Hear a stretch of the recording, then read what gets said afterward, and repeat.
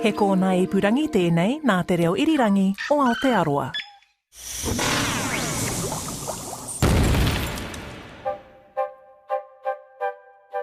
Ngā mihi nui and a big welcome to Elemental, an RNZ podcast celebrating the periodic table's 150th birthday. I'm Alison Balance. And I'm Allan Blackman from the Auckland University of Technology, and this is episode 33 of Elemental, and today we are talking about Hafnium or Hafnium. I don't know, I just read it as Hafnium, but that may be a New Zealand thing, I don't know. Where does the name come from? Well, it comes from Hafnia. I'm going to go with the short A rather than the long A. So it comes from Hafnia, which is in fact the Latin name for Copenhagen. Hands up who knew that. No, not me. And that's where the element was isolated. Well, once again, folks, this is an element that I have never heard of. It is, I think, our first element named after a city. We've had the village of Itaby for erbium and various countries but no cities. Yes. Vital stats, please. Okay, so it's elemental symbol of HF, atomic number of 72, and that makes it a transition metal. And it sits, in fact, right at the edge of the transition metal and the lanthanoids. So for a long time, scientists thought it might actually have been a lanthanoid, but we know now that the d orbitals are important in this, and so that makes it a transition metal. And again, another element that was predicted by Mendeleev to fill a gap in his table, and it wasn't, in fact, discovered until 1923, and that makes it the second last of the naturally occurring non-radioactive elements to be isolated. Crikey. So second to last. Yes. Naturally occurring. Penultimate, I believe, is the word. Yeah, that's a nice word. Non-radioactive. Okay, yep, got that. Now, hafnium is pretty much always found in combination with its above neighbour in the periodic table, a thing called zirconium, which we'll be coming to in around about December. Eventually. In fact, you said you hadn't heard of it before, No. Alison. It's relatively abundant, so it's about the 45th most abundant element, so there's a fair bit of it in the Earth's crust. And the reason why it always occurs together with zirconium is that hafnium has got a filled F shell of electrons. And there's a thing called the lanthanide contraction, which, again, anybody who's studied third-year inorganic chemistry would know about. And what this means is that zirconium atoms and hafnium atoms are pretty much the same size, and because they're the same size, they behave very, very chemically similarly, and they're very difficult, in fact, to get apart.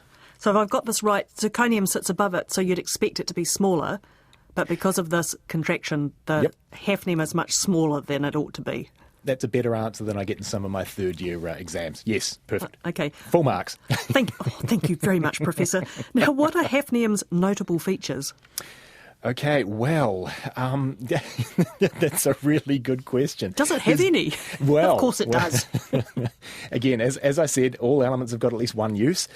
So what we find is that hafnium-containing ceramics are very, very, very resistant to temperature. They're amongst certainly the highest melting substances known. So a thing called hafnium carbide, for example, melts above 3,800 degrees Celsius, and that's higher than diamond.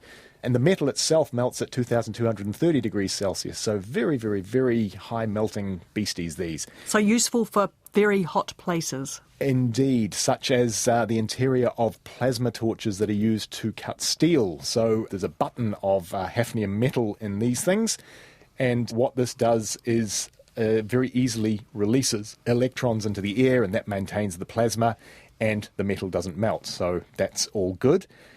And historically, it was also used in the Apollo Lunar modules, because alloys of hafnium as well are very, very high melting. And so in the Apollo modules, they used a niobium, hafnium, titanium alloy in the thruster nozzles of these lunar modules. Now, the heyday of the lunar modules was, I'm thinking, 60s and 70s. Are we still using it in space exploration? That's a very good question, and one that you'd probably have to ask NASA. So that's my way of saying I'm not sure. Okay, fair enough. However, it does have other uses, and probably its most useful feature these days is in nuclear reactor control rods. It's very, very good at absorbing neutrons. We've seen other elements that are good at that as well. And most importantly, it's very, very resistant to corrosion. And so that makes it ideal for this particular application. Trouble is, even though it's relatively abundant, it's pretty darned expensive because you've got to get all the zirconium out of it, otherwise it doesn't work. And so therefore, there's about sort of 50-ish control rods apparently in the average nuclear reactor, and the cost for all of those is certainly in the millions of dollars. Any other uses for hafnium?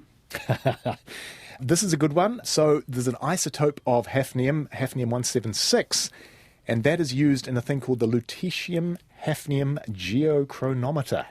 Yeah. Oh, indeed. So lutetium is pretty much directly to the left of hafnium in the periodic table. It's the last of the lanthanoids. And so you get a lutetium isotope, lutetium-176, and that decays to hafnium-176.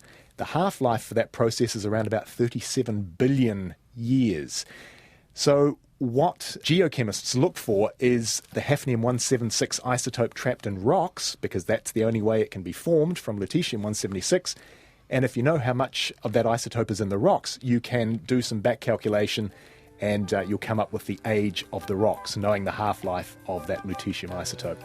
Jolly good. There was a lot more to hafnium than I thought we would actually have to talk about. But I now have nothing left to say. Oh.